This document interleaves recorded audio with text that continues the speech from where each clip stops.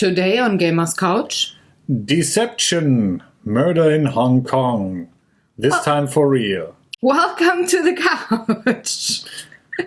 Happy Sunday. It's part 2 of this illustrious mini-series that might have connections to previous Gamers Couches or following ones. I was about to say, I think this episode might get weird. Yes, it will be. But yeah, the last one was kind of up there, right? With the weirdness. They're kind of all. So. Yeah, so no difference there. So the weirdo next to me is my sweet husband, Daniel. If you're new to the channel or maybe just didn't remember his name, that's fine. Happens I forget to me all the time. I forget all the time as well. I'm the weirdo, Sarah, who's the owner of this channel, and I'm an artist and a board gamer. And yeah, sometimes we do have some arc to the stories we tell in the videos. Not really. Today, we talk about Deception, Murder in Hong Kong, also called CS Files. So there's both names on various boxes around the world. The word. We happen to have the English Chinese? Yes, I think Chinese this version. is one of the earlier editions. Yeah. And yeah, we got the combo. So, yeah, we're going to talk about that. We're going to talk about rules and gameplay first, and we play a couple of turns, and then we talk about what we liked or not liked, finish off with funny stories and experiences, and this week, and I remembered, I looked into the calendar, we're going to tease the next Draw for Initiative painting that comes out next Wednesday. So only 3 days, count them 1, 2, 3, after this video comes out. Yeah, all the international kind of counting, whatever. So yeah, my love, do you want any housekeeping things to add, or are you ready to Wolverine your way into rules and gameplay? No, but housekeeping is actually a fitting word for... Sorry, it's a bit messy at the table. I'm afraid something bad has happened. If you've noticed, the last time this channel was headed by the Glorious Duck, who was doing a very good show called Gamers Couch with his companion Cute Thulu, and for some reason the duck has been murdered. I can't imagine why, but we have to jump in now. And I mean, bear with us, we're not used to doing these videos, so... We're news. We're new to this one. Yes. See? Yeah.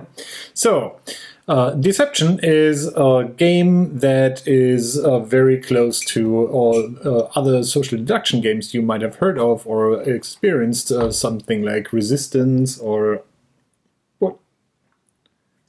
You spoke a little unclear there, and Social seduction game? No, or? social duck game. So the D was silent, which makes we me certainly deduct this episode. I'm sorry. So, it's a social deduction game that has a couple of interesting twists in here. If you don't know the formula, don't worry, it's actually quite easy to explain.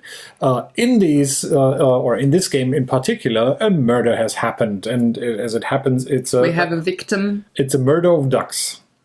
Crows. No, it's whatever. It's a dead duck. And we will try to figure out who killed the duck. For that purpose, everybody of us has gotten one of these secret identity cards. I can actually reveal my card because I am the forensic scientist, which is bad for this video, but good for the game, because the forensic scientist is one of the few players who's not really allowed to talk almost at all during the game. Because if you are the forensic scientist, you know everything and have to give clues to the other players. But beware, because one of the other players is the murderer, and you're trying to convey who committed the murder and how they did it. For that purpose, At the beginning of the game, it's one of these, hey, everybody, close your eyes, murder, open your eyes, and then the murderer will show me, the forensic scientist, what of his 2 items in front of him are the murder weapon and the means. What that means is...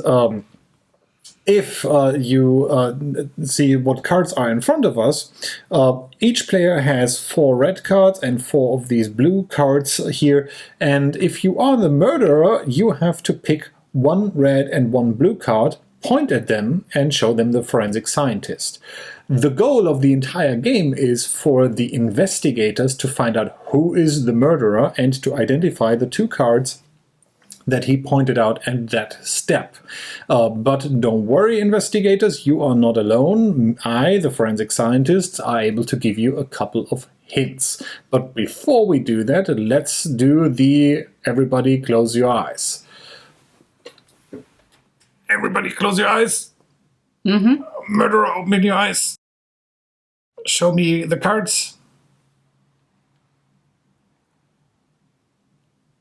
Murderer, remove hand from table.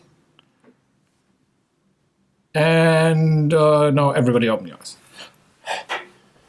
Whew. Sport. The duck had the eyes open all the time, right? Do you close his eyes?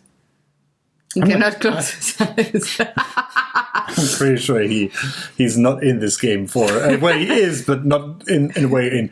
Anyway, now as I said, I'm the forensic scientist. So what I have here is already one board that gives me potential causes of death that I can use to tell someone else what's going on. Another thing I can do is I can pick my location of the crime. And it's the table. We see it. Which one would be better for whatever I want to do?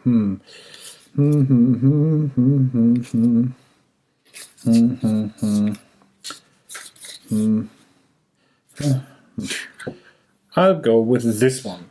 In addition to that, there's a couple of random tiles. It's a whole bunch. I will just draw 4 of these. Which will give me additional ways to convey a clue. Now, to convey a clue, I have these 6 bullets that are essentially just indicators. The way that works is the forensic scientist, as I said, doesn't talk much. However, he or she can place these bullets next to clues, and then everybody at the table gets an idea at those 2 cards that the murderer pointed towards. So players can, except me of course, can openly discuss what they think of the clues. And pro tip for a strategy here, that's really helpful for the forensic scientist, so that the scientist actually knows what's going on in people's head and can guide a decision in a certain way. You are not committed with these bullets. You can change them around or move them if you're seeing that everybody's going way in the wrong direction and doing all that. So what I'm trying to do is, let's see. Now, obviously, this duck died due to loss of blood, but that's not necessarily what's helpful for the story. Anyway, I will go with this and hope that all the participants will figure out who is the murderer. I also think that this murder probably has happened in a hotel. And while I'm doing that, all the investigators, meaning... So the internet, Cthulhu, and myself... are free to discuss what's going on. What do you think? Cthulhu? Yeah, he's still thinking about it. So let me see. I have a glare. This might be a little bit difficult to read, but this is all of these tiles have actually different headlines. So this is evidence left behind. Is it a sudden incident? The expression of the victim. I mean, luckily we can just look at the duck, but usually you don't have the freedom of having a dead duck on the table. So there might be a menu or towels. So Cthulhu would fit for the hotel. Oh, you were in pain. Oh, God. I'm so sorry, Doc. Let's see the condition of the corpse. Pristine. What is... I'd say it's intact. Stiff. The duck looks pretty stiff. Frozen. So for the other one, hotel would fit with broom and what kind of a cloth? Cleaning cloth. So it was the cleaning lady in the hotel. But we have more things left behind. Personal things, the sudden incident, conflict. Okay. So there was maybe a fight, lots of blood, punch. You would have punched really hard, right, Cthulhu? Anyway, expression in pain and condition stiff. Rather sooner than later, or at least you should give everybody maybe 30 seconds after you play the last bullet. That is certainly something you probably will figure out on your own with your group. You will call everybody and ask them to summon their arcane PowerPoint knowledge, because now it is presentation time. In presentation time, starting with the player left to the forensic scientist, everybody gets their own 30 seconds of fame by making, thinking aloud. And the internet starts. 30 seconds. While that is horrifying to some, it is a nice... a nice ruleified way of doing these social deduction games, because usually we found out that if you have someone at the table who's not very outspoken, they might get steamrolled by very, I don't want to say necessarily aggressive, but dominant characters, alpha players. In this way... or just very articulated people. Yes.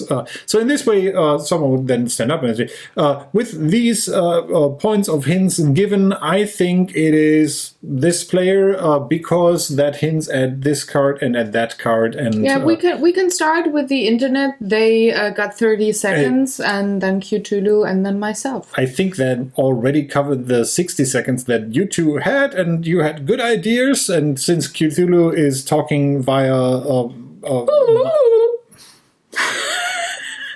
This is how I talk with him. And Tina too. Since Cthulhu talks via telepathy, I'm sorry that this didn't get recorded, but I certainly heard he made a good point, and now it's Sarah's turn. Yeah, well, I agree with Cthulhu, and I think it was you, Internet, because the personal item left behind that is at the scene could be that confidential letter, and the blood loss and being in pain and conflict and everything kind of points to me to the box cutter. So there's quite a bit of blood here with the duck, but it's not to the point that he was slaughtered, say, with being punched over and over again, or I don't know, has a dismemberment. Now, one of the important points of these presentations is that you're not allowed to interrupt whoever is speaking, as I just did. But 30 seconds were done pretty much, right? But the 30 seconds were done, yes. Now, there's another thing investigators can do, and that's why all of you have these little badges here. What you can do is at any point, and even if someone is holding his presentation, that's the only kind of exception to the rule, you can say, I want to accuse the murderer by playing the badge, and then pointing at two cards on the table. And obviously, those two cards must belong to a single player, so you would never point to a red card here and a blue card there, or something like that. If you do that, and you are correct, the investigators have won the game. Good job. However, if that doesn't happen, or if that's wrong, you just get the badge, remove it from play, and that investigator now has spent his attempt to identify someone. A wily murderer might use this to kind of shift suspicion from him to someone else, or to double down and say, I'm pretty sure it's you. I want to spend my badge to prove that it's not this combination, so that hopefully the other players will try to find other combinations and stuff like this. Anyway, after the first round of presentations is done, you get, as the forensic scientist, we have a forensic scientist. We draw a new tile here, and this gives me a way to exchange one of the tiles on here, of the orange tiles that I don't deem very useful. So the victim's identity is actually, in this case, obvious, but I will go with it. Senior. And young adult. It all fits. Just do this, and now I have something. Let's say young adult is that. I can still change all the other hints and clues, especially after the first round of presentations has gone through, and we all learned some more bits about what you can do. This happens for a second time, so there's another presentation after we did a couple of talking about, and let me say at this point, this game is quick. This might seem as we are rushing through these things. Obviously, it takes a little bit longer the more players you have, but if you have a group of 6 or 7 people, this is still a quick game to play through. So after you've done the second round of presentations, there's one more tile drawing and replacing. So in this case, the day of the crime. Is it a weekday, a weekend, spring, summer, autumn, or winter? This is all not very helpful. Now, what I would do is, after I heard all the mind jump talk of Cthulhu, he is pretty sure that he understood my sudden incident hint, so I can remove this thing here now, and everybody keeps that in mind and replace it with the day of crime, in hopes that brings more information to whatever we want to do. I want to say it happened in winter. If that is helpful, we don't know. If at the end of the third presentation round, the murderer has not been found, and it can come down to some really nerve-gripping, I'm keeping my badge until the very last second, and as long as you then play it and identify the murderer correctly, the investigators win the game. However, if that does not happen, then the murderer reveals herself and wins the game. Booyah! On camera. Good job. So what were the 2 cards that you picked? The love letter and the bamboo tip. It's also really difficult to make a good kind of points to that. And I understand that this video might not give you the full experience of how this game is played, but you get an idea, I think. I think you'll get the idea. Now, depending on how many players are playing, you can expand the experience a little bit by introducing some other roles that are in here. I think if you have 6 or more players, you can introduce the accomplice. The accomplice also knows who the murderer is and what cards were chosen, and wins if the murderer wins. So this is familiar if you've played something like Avalon or Resistance with additional helpers. There's also the witness, which might also sound familiar if you played these games before. The witness also knows who the murderer is. However, if at the end of the game the murderer was identified correctly with the correct 2 cards, and then they get a reversal chance, meaning that the murderer and possible accomplice get one guess at who the witness is, and if they guess correctly, they kind of murdered the witness and got away. So that's another way for them to win. So it's one of those interesting positions where you know who it is and you want to direct everybody in the correct... It's like Merlin in Avalon, Yes. if you ever played that game. And there's also a consulting detective, which is... Sherlock! Which is a player who can actually play his badge to reveal that he is the consulting detective if he wants to. But he can do only that, or a guess after the murderer, which, depending on player count, might be really useful. Yep. If all of that is still a little bit too boring for you, there's also these event tiles available, which get shuffled into this deck of possible clue tiles, starting with the second round. So with the second kind of hint revealing and third hint revealing, you may run across one of these events, and they do something sometimes like, hey, you have to remove 2 cards from your card, so kind of reducing the pool of possibilities. And it might be that they're not coming up at all, and doing some other interesting stuff. There is you probably don't want to have more than one event per game, but it's an interesting little twist you can add in, and makes things a little bit more nicer. Yeah. So change things up. I think that's pretty much it when it comes to rules and gameplay. Can you say the age, the box, and how long it takes? I'm knowing this from the box. So this game is for 4 to 12 players. A round is about 20 minutes, a little bit more. Maybe it says 20 minutes plus, which at this point, I'm surprised to say that's probably perfectly fine or perfectly right if you've played this before. It can take a little bit longer, but I actually would almost encourage you to try to play this fast and play it multiple times rather than having the big fallout where everybody wants to kill someone else. And speaking of killing, because there's murder involved, this game is for ages 14 and up, which I think is accurate. Is a good thing to do. I don't. I think we said this before in one of the other social deduction games. I don't necessarily actually think it's bad playing with kids and lying if they understand that it's all right and it's a game in that context.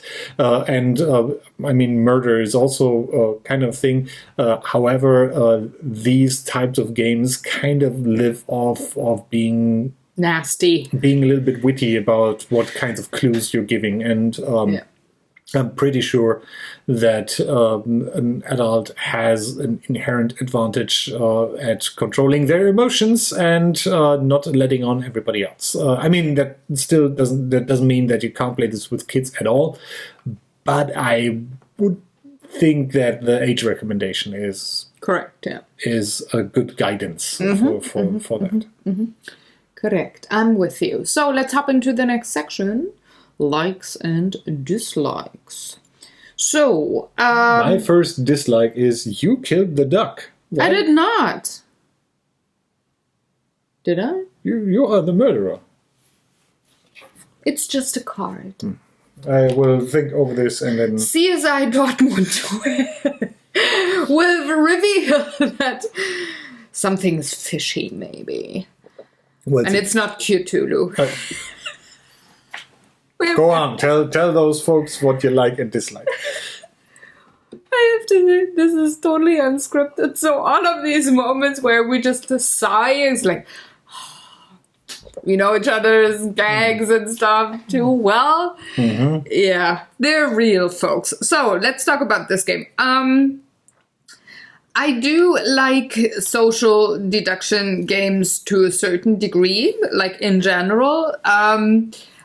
I get better at it, but I do have really a bad time, not with lying necessarily, but trying to figure out if I'm the investigator. Well, who is the murderer? I really have trouble to get those very fine nuances that other people that I play with, not only him, but others too, get really early on. It's like, am I stupid or something? Am I just...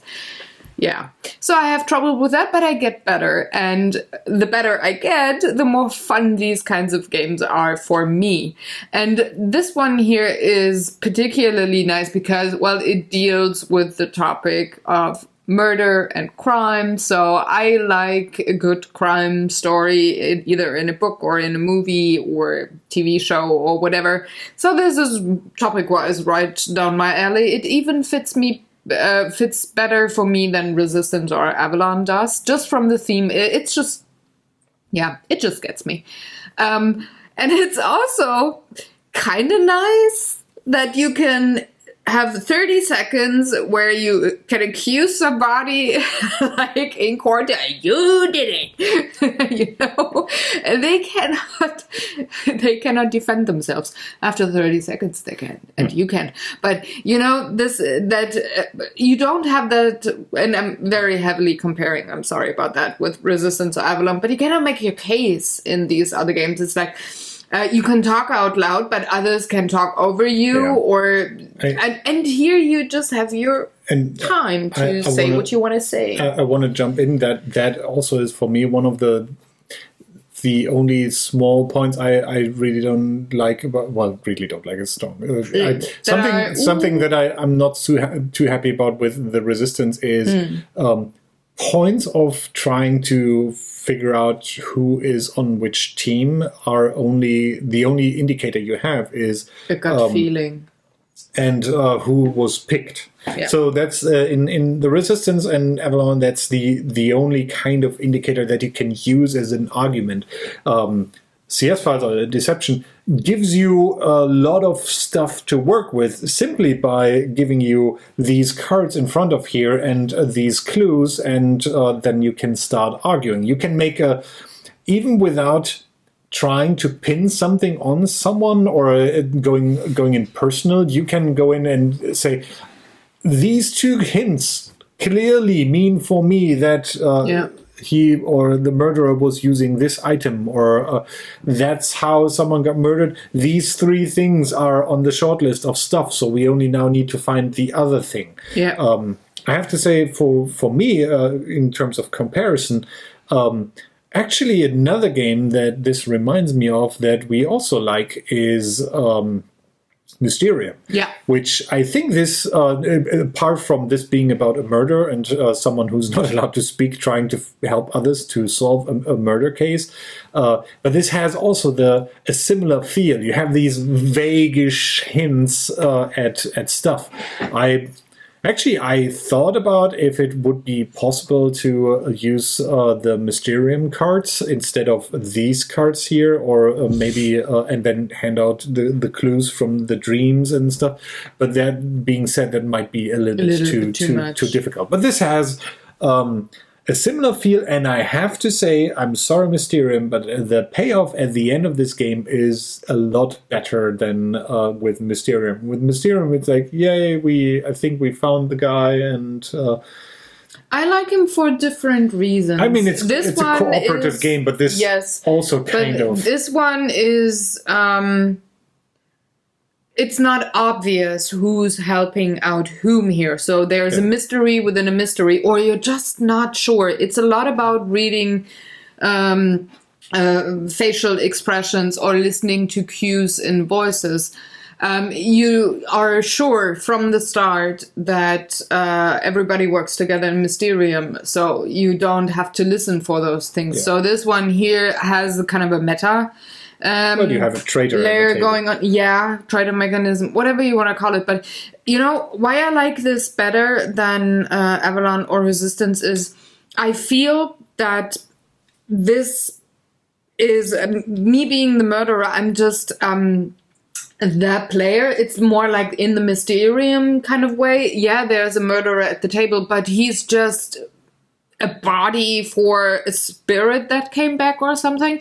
It's not the player that you necessarily judge, but the cards. With Avalon and Resistance, you judge or you make your decision upon the actions that the player does at the table. There is no other clue, no other indicator. It's just, are you lucky when you're dealt the cards, what it says. So I like this a bit better. It's less aggressive. It's less accusing to the real player. I think this successfully combines the frustration that you have as the spirit in Mysterium. I saw you getting frustrated here for a second. With the thrill of being the traitor and trying not to be caught.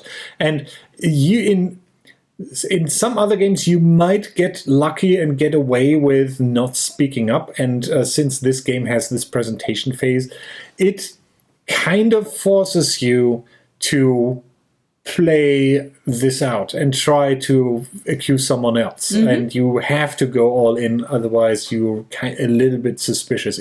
Even if, and that even works for me if you're usually the quiet type and not speaking up. I mean, you can be quiet and not speaking up, but saying, I think the young adult was not using a lighter, but maybe was smoking.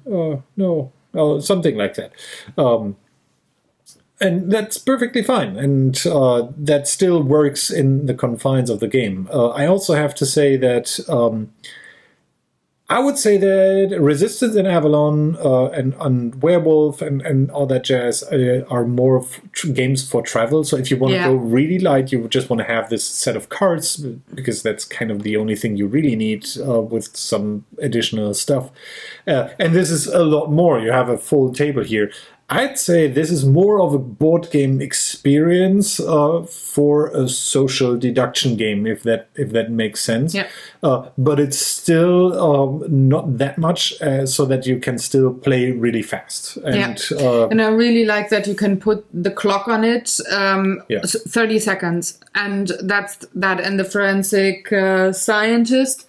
I wanted to call you investigating. The forensic investigator? Yeah. The forensic accomplice? He really has to be the one who says, and it's you, and it's you, and it's you, and it's you, and thereby drive the game forward or push the people, so that there's no chance for AP to be at the table or for people to dominate the group and talk out every tiny little minute detail of what they think killed the duck, and if there was something present at the scene or whatever. So that's that. Shall we rate? Or is there any smart things that you want to add? And by the way, we painted this game and you can see it in the iCards. There's the link to the video. So 1, 2, 3, go! Not giving it a full thumbs up. I do, because in this category, this is the best one we have. From that point of view, there's it still is a very. It requires still some willing participants. Oh wow! It sounds terribly stupid because ultimately all board games. Tell me. All board games do that, but this is a game I cannot bring out for certain people that are coming around, and that might actually be also related to the theme, despite me liking that, and I haven't actually said that, but this is also like this game actually, I think, really gamifies the theme of an investigation and making those clues, even though it's weird that the forensic scientist knows who the murderer is. But, I mean... They always do. Have you never watched CSI New York or... CIS, all of those shows, they all know it's all solved by the forensics. They're all allowed to talk in this, and here all you can say is yes or. There was a great German show called Der letzte Zeuge with Ulrich Mühe back in the day. They know all there. Yeah. So he was the coroner who actually solved the murders. It's like Quincy. I never watched that show. That he's even older than. Okay, I don't know. Never watched it. Anyway, what I wanted to say, there's I'd like to play this. This is probably something that comes out more often if we have 6 or more players, simply because then we are getting into a limited how can we have everybody play the same game situation, unless you want to split the group. And we learned with Wheaton, never split the group. Yeah, I mean, if it wasn't obvious so far, we've been kind of mostly picking games that we like because we have so many that we want to go through those first before unless we think we have something to say about a game that we dislike. But in that case, those ratings are probably all very samey. It's not just the hype is real, but we kind of deliberately pick games that we like. Yeah, but we throw the odd one in there. Remember my rant about Mansions of Madness, and remember my rant about Thunderstone. But we also really liked that game. With Thunderstone, it was like I'm kind of. That didn't click with me at all. It's not always parts. It's not always from here on up, but mostly. Anyhow, it is because we only buy the good games. Do you want to talk about an experience? One or two. So he was saying that what? Yes. Or that what? Or moi as the duck says. No, I'm the murderer. I can murder you. You have an experience for butchering the French language. So, and now you do.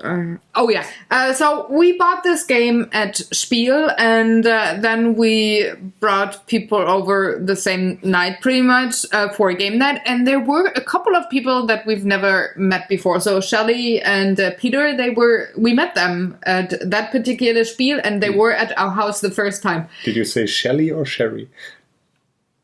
Did I? Well, Shelley. Did I say Shelley? I mean Sherry. Shit. See? Mere names. Next. Who are you? Next Essen game is on us, I guess. Oh, yeah. Sorry about that. I was just... The important thing is not maybe the name, but she did something awesome at the table. And I want to tell. I want to share. Sure, I've been waiting for 2 years to share this story. Yes, to share this story. I'm sorry. I'm shutting up. Please. So... First time they were at the house, and we played this game with, it was Peter, Sherry, Steve, Tina, you, and I. So 6 people, right? Was there anybody else whom I'm missing? No, I think that's all. Yeah, Jessie was sick, I think. Yeah. She couldn't come. So yeah, we played this game, and you have to know Sherry is a lawyer. There's the first hint for you. So imagine sitting here at the table, meeting new people, trying to accuse some of them for murder in multiple rounds, and then you have a lawyer at the table who at one point just sits there, smiling from ear to ear and says, this is just like at work. and suddenly the day turned into an episode for Judge Judy. Or, and she presented like her case in a way that we see lawyers do in TV and stuff, but she did it on purpose, like playing off of that. So it was so cool. It's so much fun. I wouldn't have minded being the murderer all the time that day, because I just liked the banter and bitching, and everybody at the table is like, who did that? And the more rounds we played, really aggressively accusing people, and Peter just saying, I think very quietly. He's more like the quiet teacher kind of type. He listens a lot, and then he says, I think about that, I get that, I think it's you with this and this, and that's his 30 seconds, and then you have Sherry. He's like, dear judge, going on like in the courtroom is hilarious. So I really, really like that experience. It's a memorable night. I also managed to kind of, since then, people look weirdly at me that were there at that point, because this is the expression I am also able to do on the table. And it's the spirit animal here. And showing no signs of emotion, which is useful in such a game. Latest since then, he's suspected to be a Cylon or a robot, so that's latest than everybody else catches on to the joke. Vidi. Yeah, so, and then we played it recently. We actually like to bring this game to the table. Shit, what's going on today? Sorry, this game to the table if we have new people in the group, because it's kind of awkward when you have somebody new, and one person comes into a big group, they all know each other, and they have their own kind of way to talk and own kind of way to make jokes, and you're kind of overwhelmed. So let's put everybody at ease and play this kind of game. That's actually also another good point that I almost missed. I think this is a better game if you're playing with people you don't know or want to get to know over a game like The Resistance. Now some of you might be out there screaming and saying, "No, we had great experiences." I totally get it. We had that too, but I also had bad experiences with The Resistance where things got a little bit too heated and aggressive. And yes, this has the potential for that as well. But since this is, as I said, revolving around the cards on the table and not necessarily about the person behind the cards, that makes sense. So if your husband didn't take down the trash in time that day, you don't have to play aggressive against him if he's clearly not having the cards to have committed the murder, that kind of thing, you know? This has less potential of, you lied to me, and we are... You have to make up for it. So, and we played it recently with somebody else, somebody new coming into our group. And just to have a baseline for everybody, really weirdness, and for everybody to have fun, to get on the same level of, this is what I look like when I make jokes, this is what I look like when I'm serious and I tell the truth, and this is what I look like when I lie and I tell you a little kind of funny story. So just to baseline. And that's why we played Sheriff of Nottingham first. Yeah, that's first. And then we played this one here. So that night was only about, okay, we're just easy. We're going to ease you into the gaming group and into the weirdness that goes on. So I really like this game for these kinds of occasions.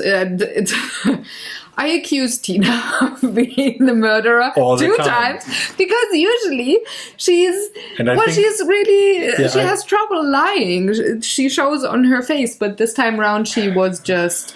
And I was the despairing scientist in that case because he's like, wife, shut the hell up. Please focus your effort on the murderer. Yeah. No, because usually she tries to play over her facial expressions with talking a lot and having really good arguments, and she did. So I didn't look at her face when she was actually saying no, it wasn't her. So I didn't see, was she the murderer or not? So I went with what I heard. And I almost blew the investigation there. Sorry, Tina. Next time, I'm only going to look at you. So speaking about looking at things, your stuff. Yeah. Teaser, folks. It's teaser time. Draw for Tea time. Tea time. Yeah. Draw for Initiative is going to come up next week. There's a new painting, and this one also has quite something to do with aggression, with murder, and with... Monopoly. I'm gonna murder him if it... No. Sorry. No. You have to guess better. So, it's quite an aggressive and very fast game. People say... Diplomacy. People say that it quite mimics the video game experience as well. There's a lot of shooting in the blunderfuts. And... Doom the board game. No. And my painting is a very, very personal experience that I had when you were sitting next to me at the table, but I didn't paint you. Aggressive, the Witcher game. No. Oh, we have to paint that, Tina. Remember that it has to be on the list. No, it's not Witcher. But you're in the right part of the continent. I'm totally thinking what other... it's not a cooperative game. Video game we have. It's not a video game, but it's very... it represents quite a nice genre of video games. Descent. No. Imperial Assault. We already painted that. X-Wing. No. The miniature game. No. Star Wars Armada. No. The other miniature game. No. Come on! I don't know. I was getting excited and kind of figuring it out right away. I got the adrenaline pumping, but this is super frustrating. I know. I will find out next Wednesday. One view at the video. Check. So yeah, did you get it?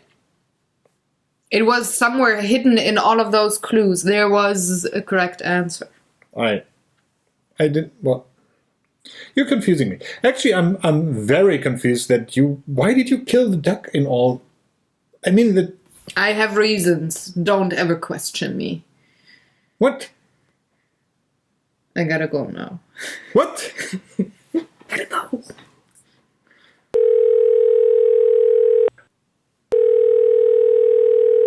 Yes. Yes, I understand. It's all according to plan. I'm sure of that. Yeah, they're following her. We should be safe for some more time. Yes. Mr. President?